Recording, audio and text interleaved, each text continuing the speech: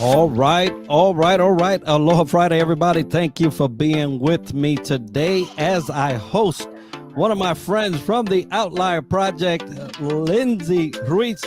And I'm going to go ahead and quickly edit that little thing down there because it was wrong. But thank you all for being with us today. We're going to be talking about a very, very important topic that most of you either are dealing with or have dealt with in the past. And I know I have. But before we get into that, Lidsay, tell us a little bit about you, and then we'll get started into this topic about toxicity in the workplace, or how most people being under a narcissist, right? So we'll talk about that. But Lidsay, tell us a little bit about you. Gracias, Enrique. So happy to be here. I'm Lidsay Ruiz, a native of Venezuela. Been in the United States now for 22 years. My career has spanned a few different industries. I've been in advertising. I have been in operational leadership roles. And then the last, I want to say 15 years, has been all heads down dedicated to lead and orchestrate large-scale transformational programs for all kinds of corporations and various industries. And then on the side of that, I have navigated my academia journey, also learning and growing professionally there. And the topic that we're going to discuss today is really the result of my doctoral research in narcissistic abuse in the workplace. So I have documented a few pieces of information. I have interviewed other people that have gone through really difficult situations at work, and I'm now super happy that we can expand the conversation and share the knowledge, because that's really the first step to start dismantling all this craziness that we are experiencing nowadays. Well, that's great to hear. Thank you for dedicating your time to educating not only yourself, but now turning that into an educational experience for us all.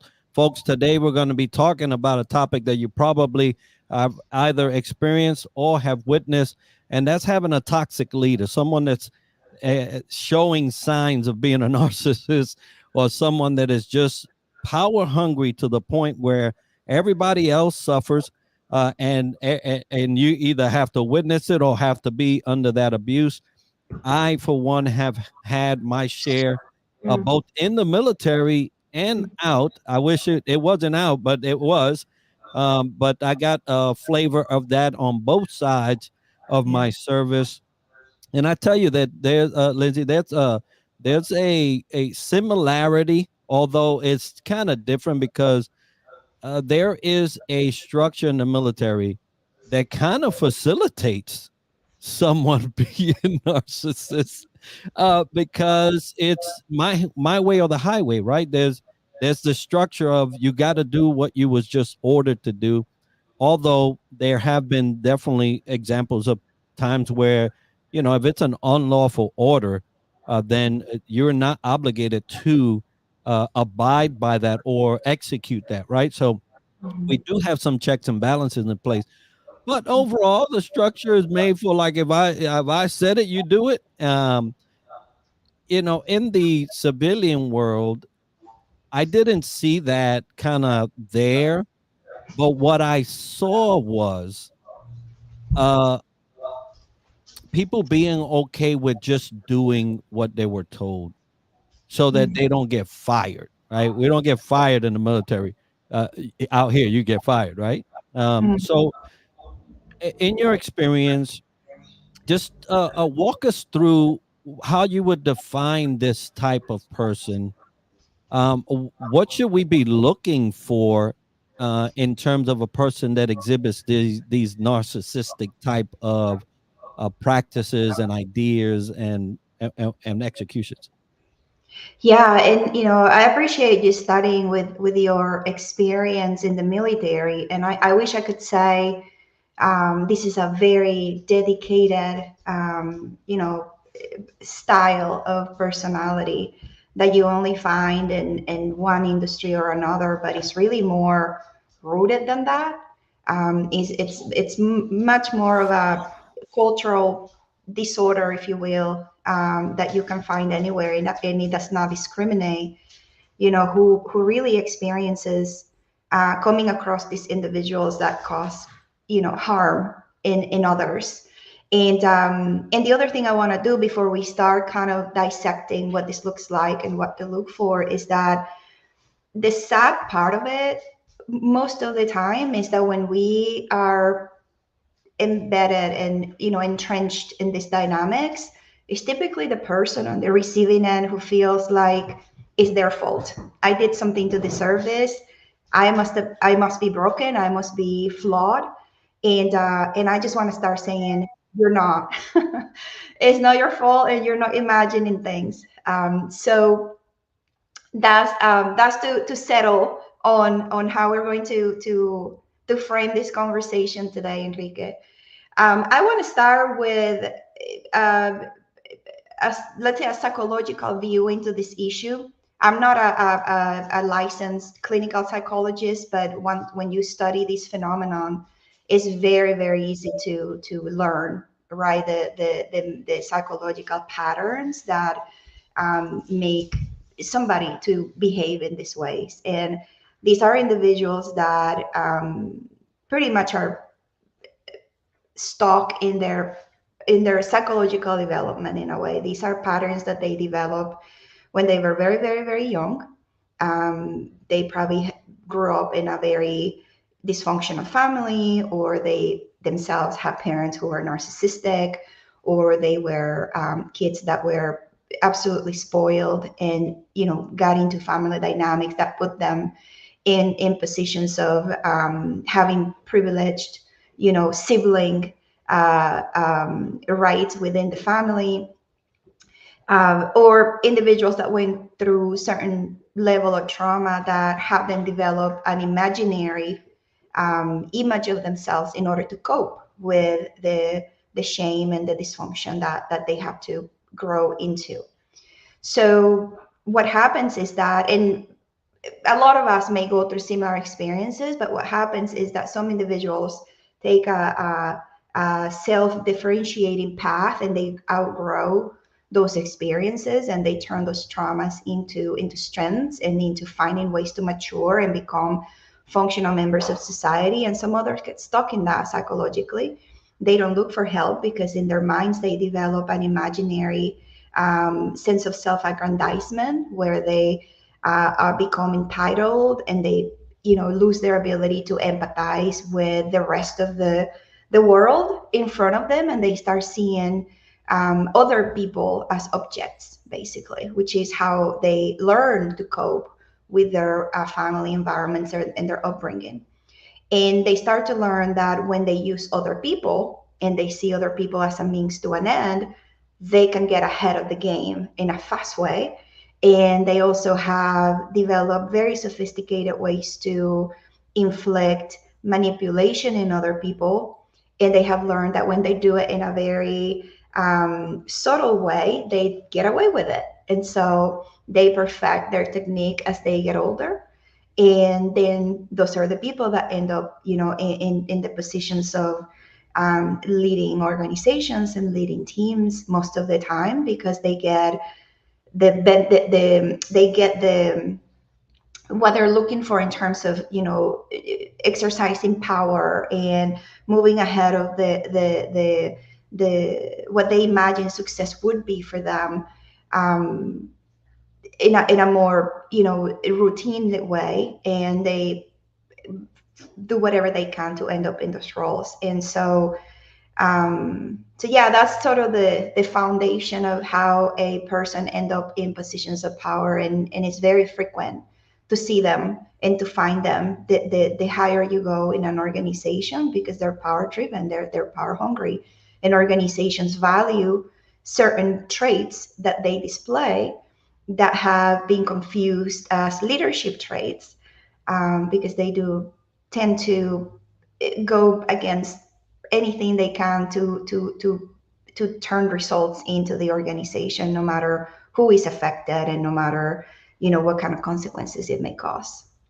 Yeah, as you were describing that, I had a visual of, hey, folks, if you want to know if one of your leaders have been a narcissist or have been toxic, look at all of their surroundings. Usually they're up on top and they've left nothing but carnage, and they've left nothing but dashed dreams and people's careers destroyed. That is a tall tale of of that this leader has been this all along. And Hope just wrote this. Yes, uh, it does not encourage trust, a good team experience, and such, and so much manipulation. When you don't go along to get along, they are not sure what to do. And the thing is that folks in this capacity, in this frame of mind, in this way of being, Mhm. they feed off of the lives of others. Mhm. They can't do it themselves. Yeah. It just, which it boggles my mind of how a person like this gets into a position of authority, because they can't do it themselves. Mhm. And a lot of times what I've seen happen is that their support system realizes what's going on Mhm. and they pull away and they Mhm. fall flat.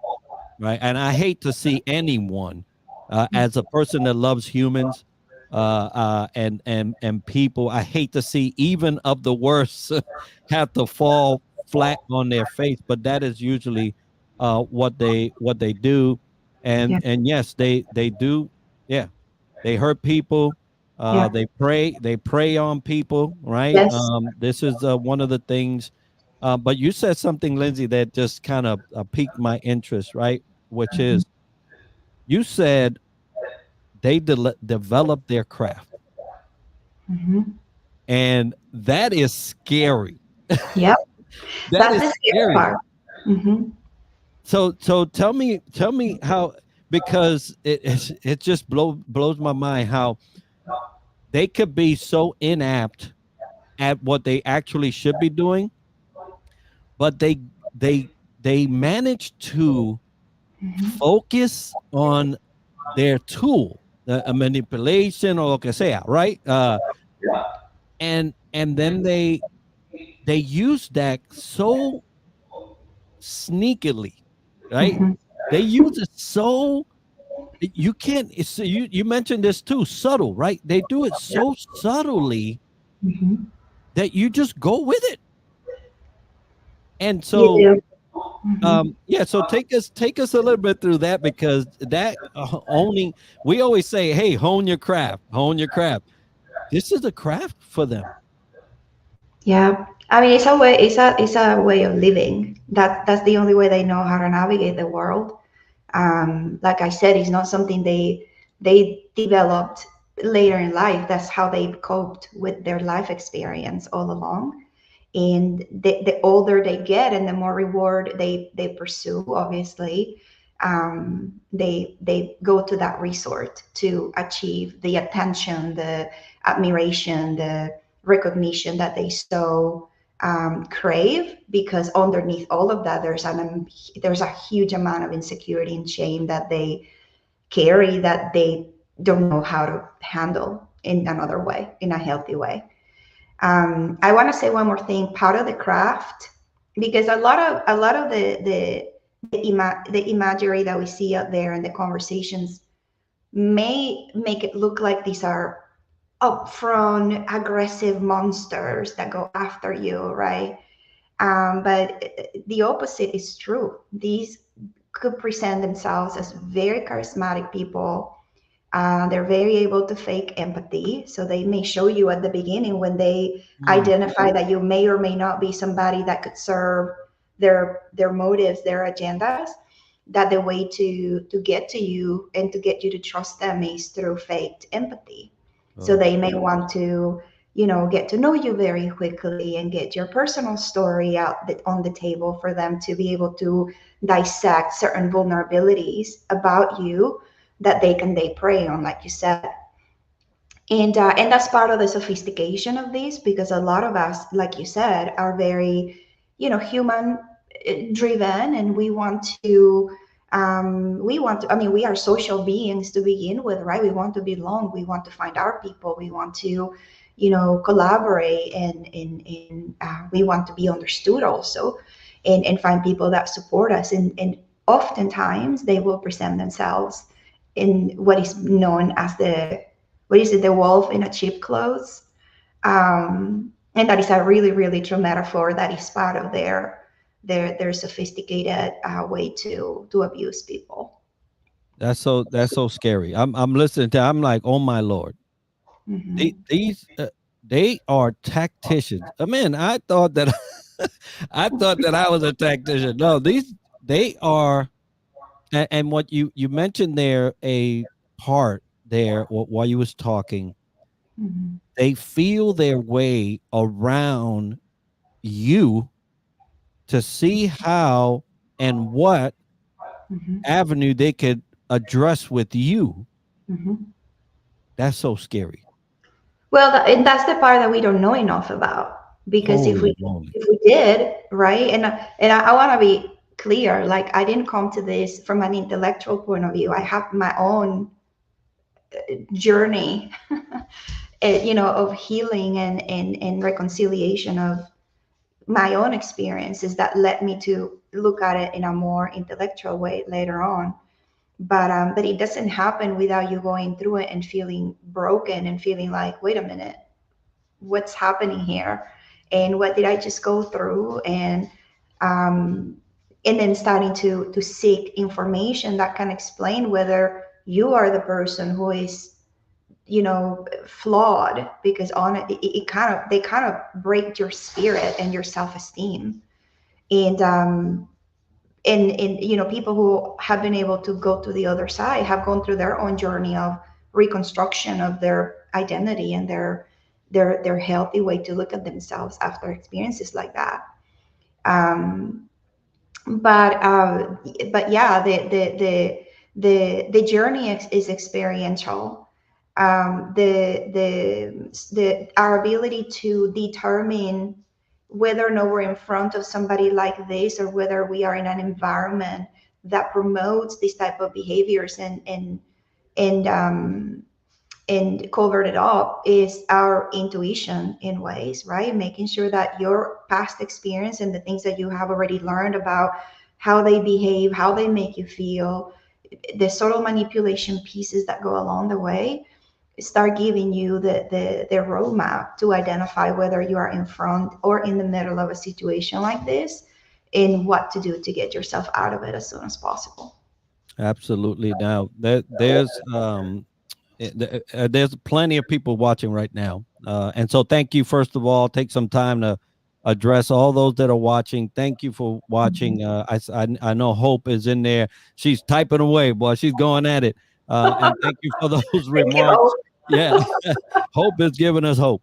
Um, but Yes. uh, but in this particular instance, for those that are watching, I would love for you to get on the comments, and if you've experienced something like this, that you could share some of it, as you feel comfortable, right? Because I know that these experiences are traumatic, they are deep, they do hurt, and so if you feel comfortable, go ahead and share, and Yeah. maybe, or if you have a question for Lindsay, we could bring it up and then speak about it. But let's talk about the workplace, because identifying this type of person, that's good. That'll give you a little heads up on what they kind of look like, what they kind of feel like, right? But in the workplace, it's so active that it's so easy to mask, right? It's so easy to mask. And I know that Hope had mentioned this, microaggressions, and the things that they say, taking advantage of vulnerable comments that you may have shared, in order for them to use that uh, to their benefit, right? To their benefit. And that's, I guess that's what I'm more like, man, that's scary, because that's kind of like prayish. You're listening to people, and then you say, okay, that all right, I got that. Yeah, it makes my heart kind of like feel weird. But But in the workplace, a place that is so active, and we do see a lot of folks move up. And I'll share my little experience here now, and then we could maybe talk about that. So there was an individual supervisor to me. I was a brand new leader, uh, not a brand new leader in the aspect of leading, but a brand new leader in the organization. I already had 20 plus years as a leader. So I get in, they're new to their position, their supervisor's new to their position, and I'm new to my position. So all three at the same time. If Perfect, you perfect petri dish. Yeah, yeah. It's like try the trifecta of newness. Yeah. It's not always good because that people are apprehensive of what they want to do and they don't know fully what their position is entailing. But as a seasoned leader, you didn't have to tell me how to lead, right? Uh, but this person felt that for the sake of control, they had to micromanage everything that I did. But it was not in a way of, hey, I don't want you to make a mistake, or hey, I don't want you to find a pitfall. No, it was more like I need to control everything that happens because they came from my position. So and so it became very toxic very quick. But it was all around control, and to the point where I was actually asked not to share information with my team. And I said, well, okay, well, then that takes me out as a leader. You no longer need me. And I'm a grown grown man, and I'm out. Because if you don't need me, I don't need to be here. I got better things to do. And so I did leave that. But that sense of control um, became very toxic very fast. And I will tell you, it was a female in a male dominated industry that had to go through to get where she was, Yeah. and so it showed up uh, in that way.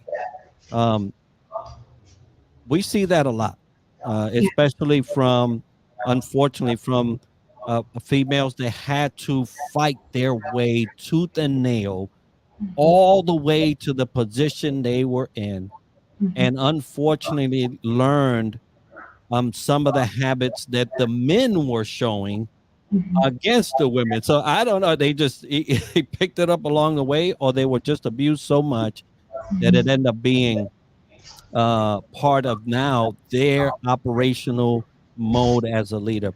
Um, Yeah. is that something similar as to what you've seen in these scenarios? You're describing the perfect scenario, actually. And what I said when we started, I'm gonna bring it back because there's no genderization of what it is to come across either a full-blown narcissist, somebody that actually has a personality disorder, somebody that exposes traits of narcissism, or somebody that learned the behavior of narcissism and now displays it. So it's a spectrum of behaviors, and it's not a black and white issue. And you walk through that very beautifully with your example there, Enrique. I think control, power, and status are signature aims for, let's say, a narcissistic culture, right? In an environment that creates that type of cutthroat, controlish, way of interacting with each other, and doesn't enable more healthy ways to interact and to manage power struggles, especially the higher you go in the hierarchy and you become part of executive leadership teams. You see that very, very often because everybody's there, in a way, right? Bringing in their own need for, or their own want for, have some level of power over their decision making, their teams, the impact they make in the organization for the most part. And so it's just the perfect place for those behaviors to display. And if it comes from somebody who either learned to survive the organizational life through coping with narcissists, or if it is a full-blown narcissistic person with a personality disorder, that is what you're going to be up against. I also want to say that there is some kind of fantasy, and I know I went through this in my own awakening. There is some kind of fantasy that, the higher you go in a leadership role, maybe not a fantasy, but a pedestal that we put a title in a leadership role on, right? We grow in the organization with this idea that the higher you go, the more you're embracing a position, to support people and to work collaboratively and to lead by example. And that's not always true. And when you get to encounter that sort of cognitive dissonance, it happens what happened to you. It's like, oh my gosh, this is not what I signed up for. And you're crossing my boundaries now. And I come from this philosophy of leadership, and you're approaching me with this other weird philosophy of leadership that is totally contradictory to what we're supposed to be here to do.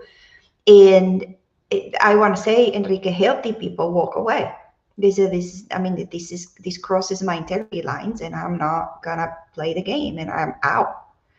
But a lot of people don't do that.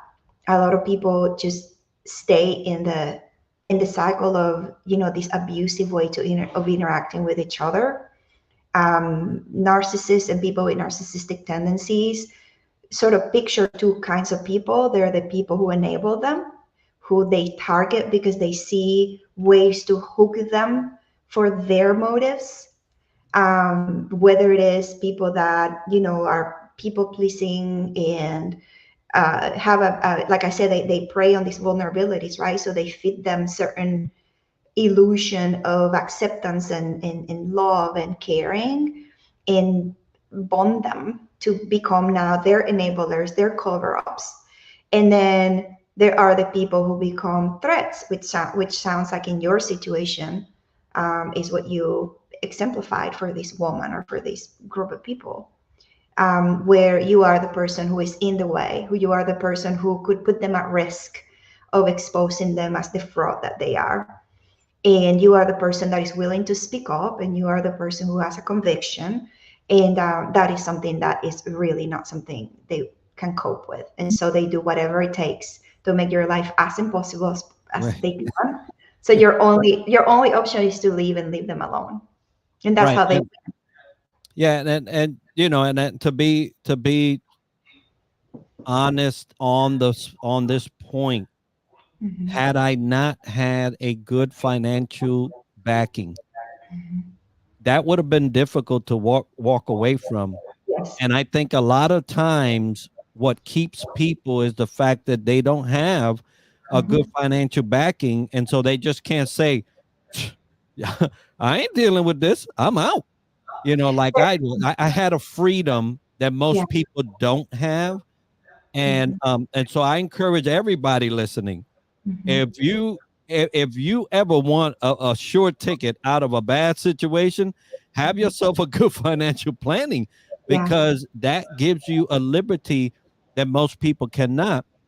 And and I remember this one comment from that whole, and there was more than I remember, but this is one that I kind of chuckled at. And it was they had approached me about the fact that I did not come to them for questions. Mhm. I didn't come and ask them questions. And Mhm.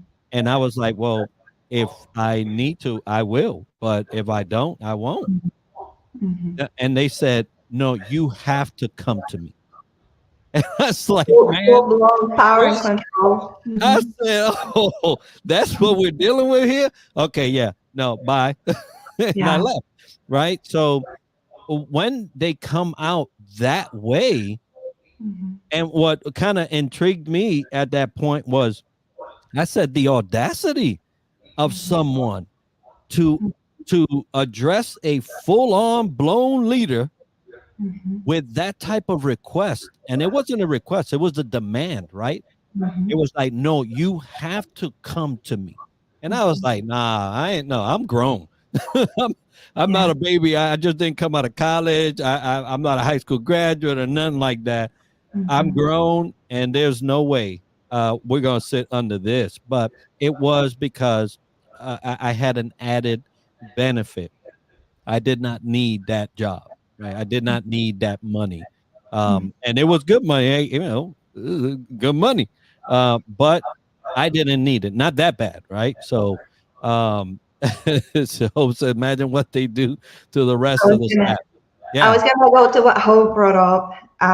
Yeah, absolutely. I mean, there are various dimensions here to Mhm, explore, really, because if it's a situation leader in a leadership right team, then things like what you just described, evidently, right? You have an integrity line, you have been able to build some level of financial security, hopefully.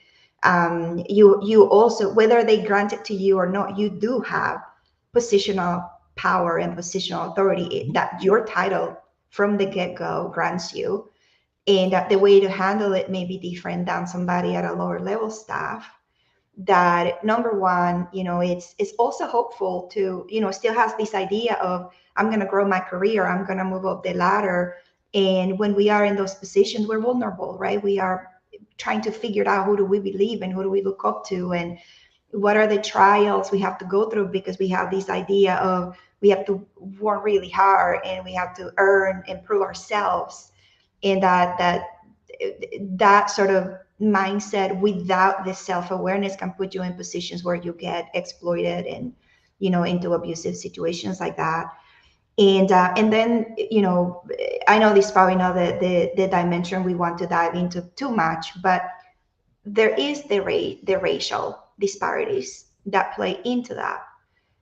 We live in a culture here and around the world where there is a social hierarchy, and people, depending on where you are in that social hierarchy, racially, socioeconomically, intellectually, you get put in your place really quickly. mhm, And that those are tactics of narcissistic abuse as well, where, they're what they know you are being perceived for can be used against you if there's a if there is a situation where they can use that against you to smear you, to, spread rumors about you, to treat you in ways that they know nobody's going to stand up for you because of where you are, where you mhm. exist, and what you represent.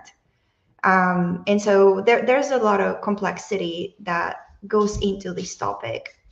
Yeah, and it's funny. I remember also another comment was, you're acting like you've been here for 6 years, but you've only been here for 6 months. Yeah, And I that's was like, well, that should be indicative of how good of a leader I am, instead of how poor of a worker I am. But yeah. to your point, they use your strength to Mhm, turn it around mhm, as something bad. And I mhm, was like, well, okay. But there was a question here, mhm. and from Hope. Let me try to pull it up here, and she says, "Please share some of the things we can do when we recognize it." Things you can do. Okay, so there are. I always like to give like three fundamental things that we need to do to empower ourselves to recognize it and also act on it.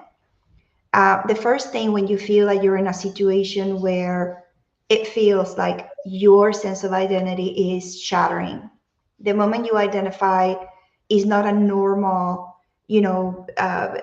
employee boss conversation, but is crossing a line where your personal identity, your personal worth is starting to put voices in your head that tells you that something's wrong with you, that you are incapable, that you are, you know, unworthy. That is a huge sign of gaslighting, right? They're trying to convince you, either your boss or the environment that you're in is trying to convince you that you are the problem. That is the moment where we start educating ourselves. We start reading things, we start going to therapy if we must, we start connecting with people that understand about these dynamics to give us perspective.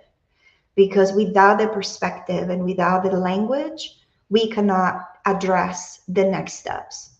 So that's part number one, and anybody can do it. I know when I started in this journey, without even knowing there was such a thing as a narcissist or anything like that, I remember being in a situation and Googling, like, what does it mean that that I'm dealing with this?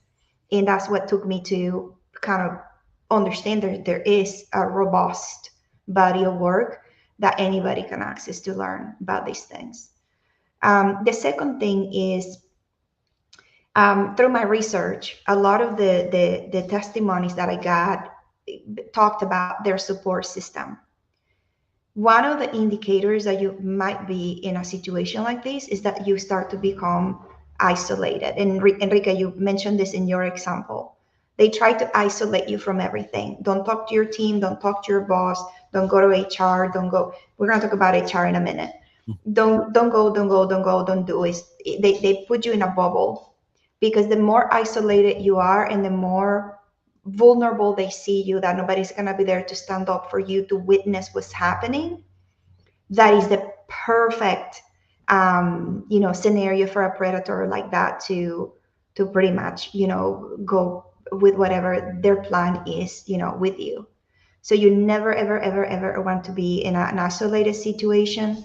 If you start feeling like, oh, I may be tapping into these circumstances, try not to have meetings alone. Document everything, conversations that you have, meetings that you went to, send a follow-up email, and keep all your documentation in a place, because whether or not you use it is going to be the only way you have to report if it gets to that point, those kinds of circumstances. And as far as support system goes, again, try to find professional support, because you're going to be out there talking to a lot of people. Some people are going to tell you that you're crazy, that you're imagining things, that that's just the way it is, and it's not. And you need to find people with the right perspective to help you wire your mindset and your strength to deal with these circumstances, to get out of it, or to find the mechanisms to move through in the organization if that's the solution. And the third thing I always tell people is the institutional support that exists in organizations is still very immature when it comes to understanding these type of dynamics, because first of all, it typically happens as a power imbalance, right? It typically happens where there is somebody in a leadership position and somebody in a staff position involved. And the organization and the institutional parts of the organization, HR, ethics and compliance, legal, they're always going to start with the perspective of how to protect the company from liability.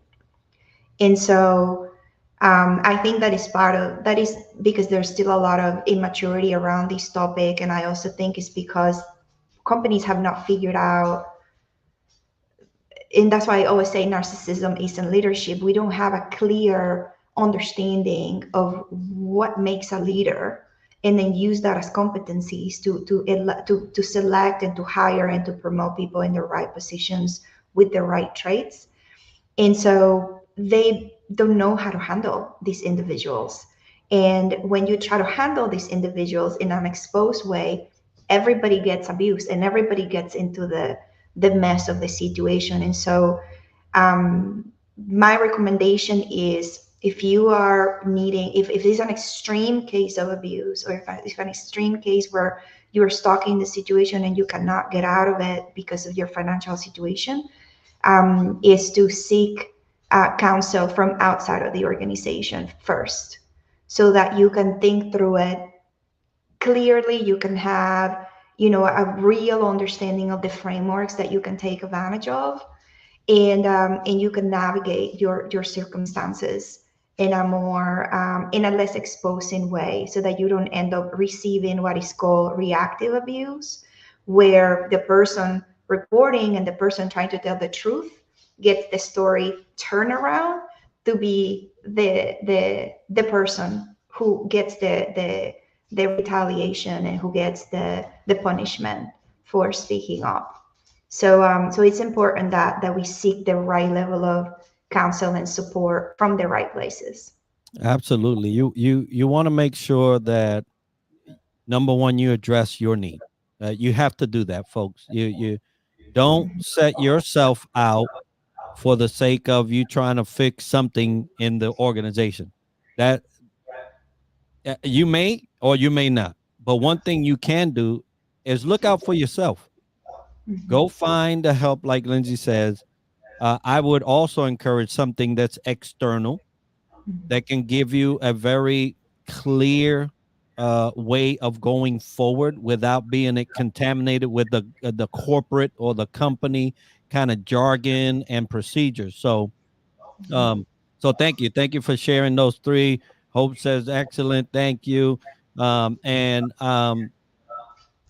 you know, you get to this point where you are now, I would say, on the offensive, right? And sometimes defensive. You're playing both. You are. You find yourself in a situation at work where you do have these type of leaders.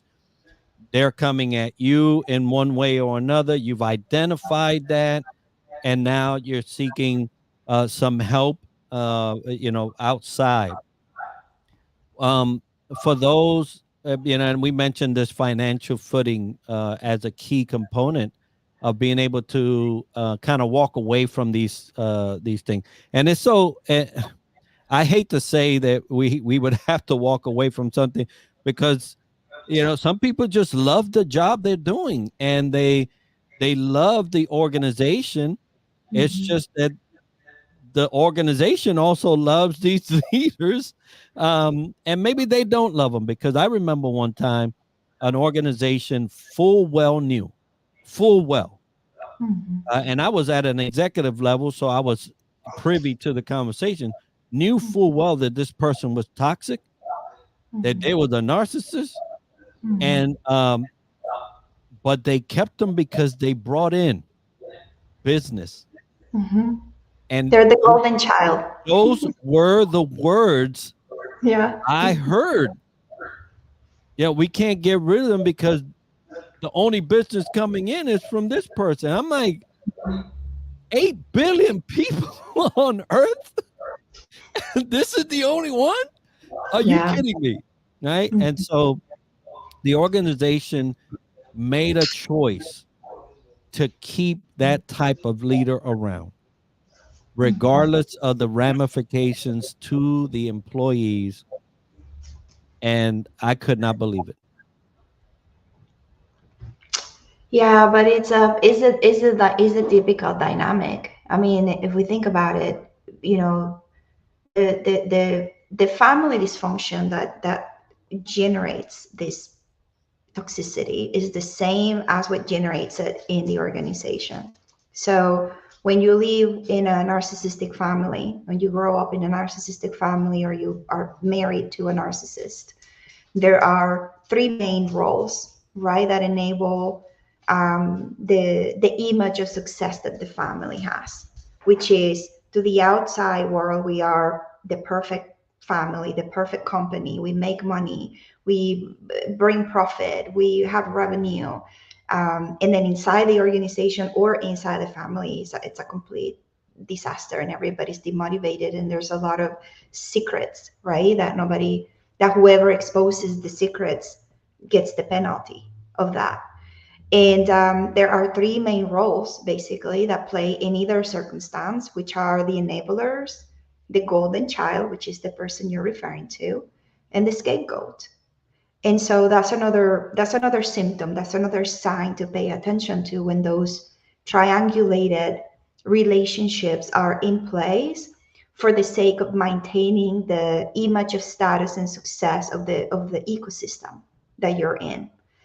And the golden child is basically the person that brings the revenue, or is the person that cozy up to the other, higher leaders, has a great relationship with them, and please them in the biggest way possible, becomes very trusted.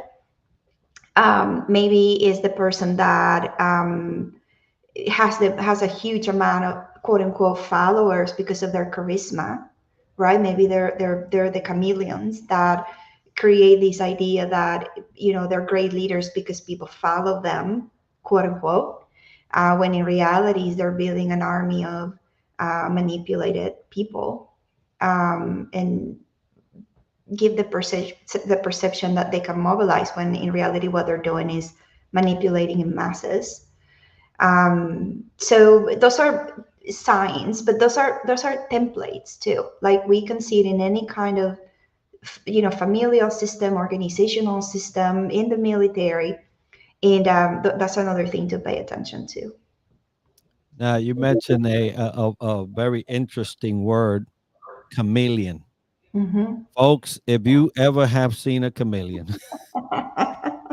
they are they are magnificent at what they do.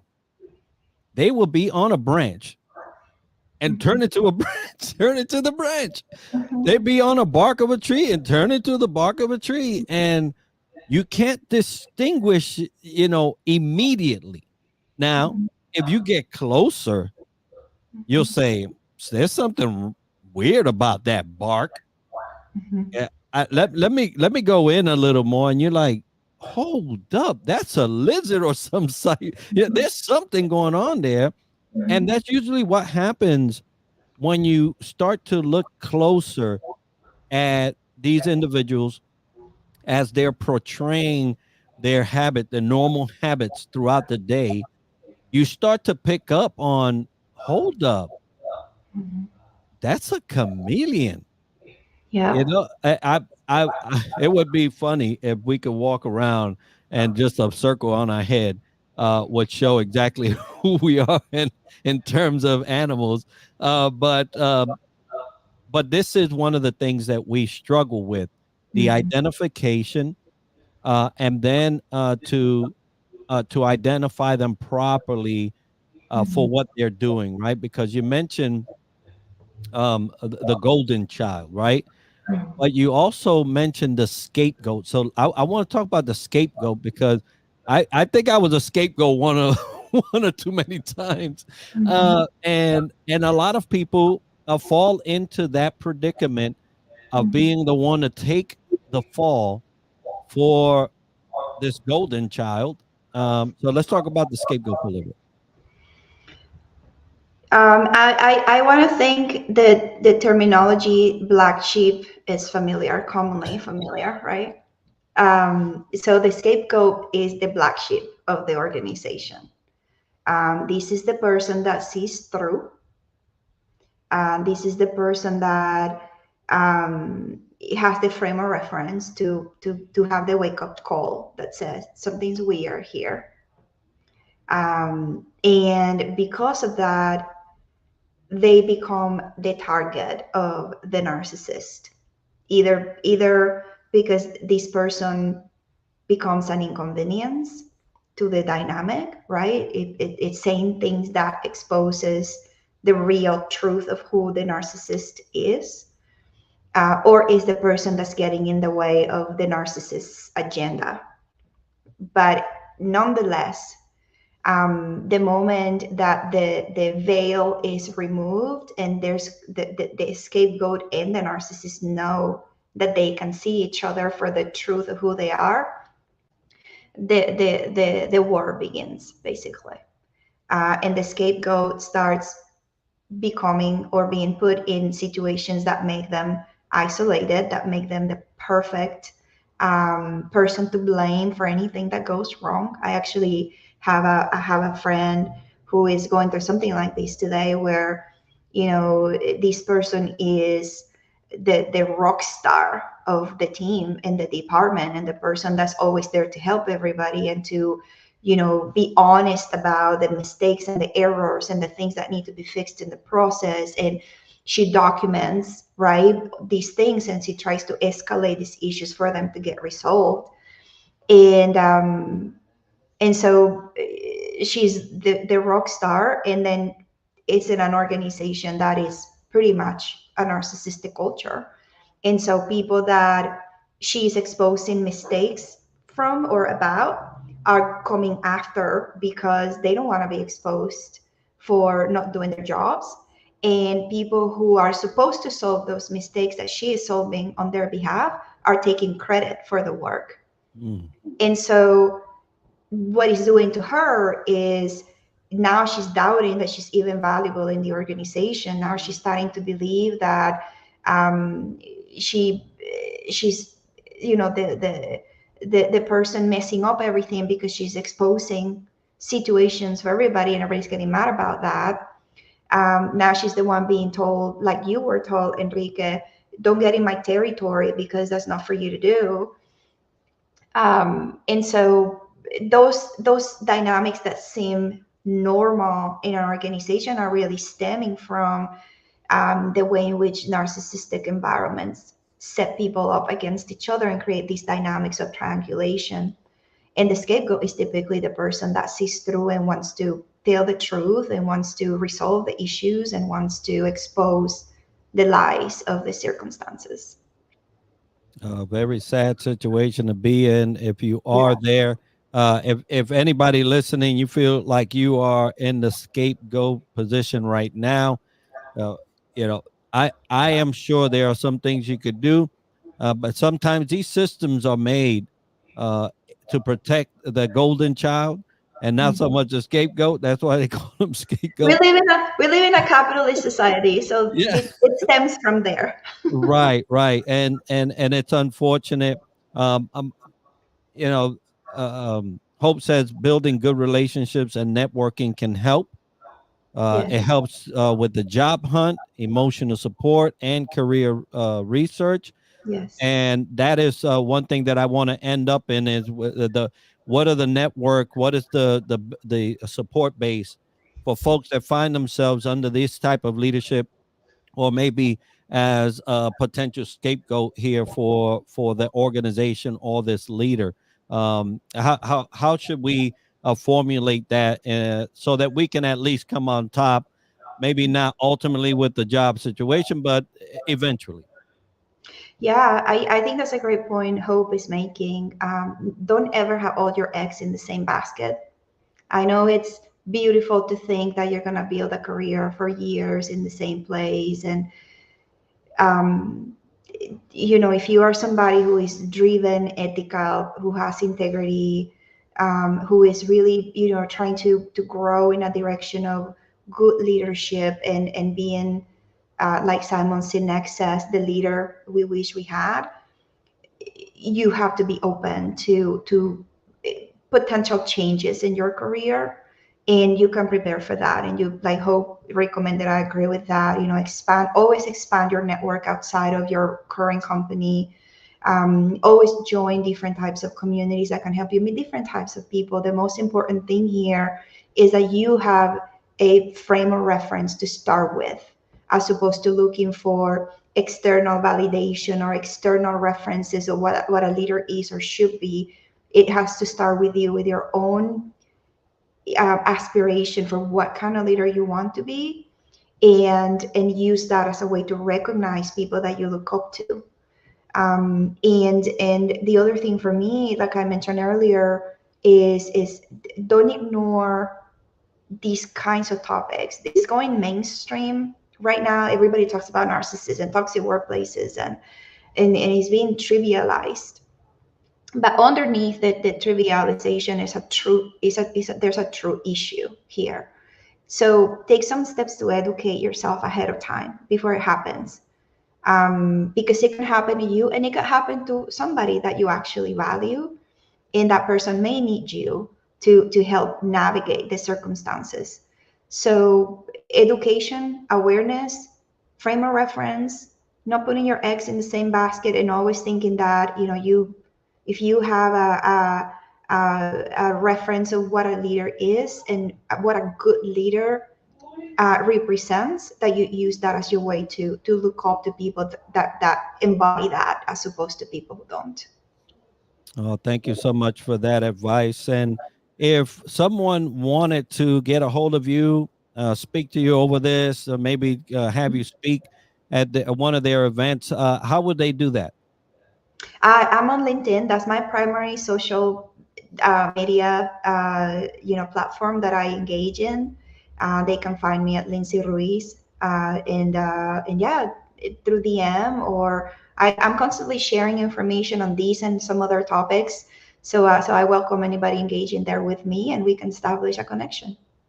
All right, folks. Well, this is the end of Aloha Friday Live. First of all, thank you, Lidsay, for taking your time to be with me, share this topic and all the things that you shared.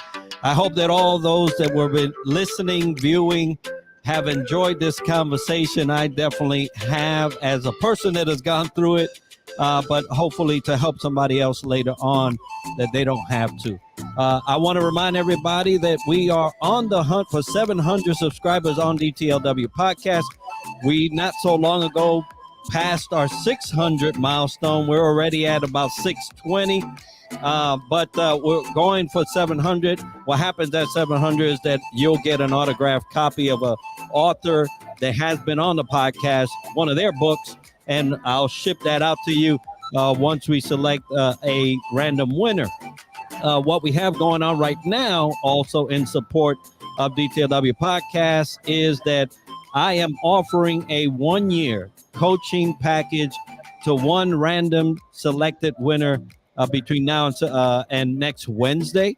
So if you have not subscribed to DTLW Podcast, go to YouTube at DTLW Podcast, subscribe there, and then let me know why you should be picked for that package. I would love to hear about it, and I'll be selecting somebody by next Wednesday. Also, reminder that we are streaming live on Parade Deck for military creators that they have sponsored us and are actually streaming this live on their platform. Lidsay, thank you so much for all that you have done, for your friendship, for being a fellow outlier, and for doing what you're doing in the community. We really appreciate that. Folks, it has been a pleasure to see you and have you here on Aloha Friday Live. Lidsay, muchas gracias. Bendiciones. Gracias. We'll see each other next week on another episode of Aloha Friday Live.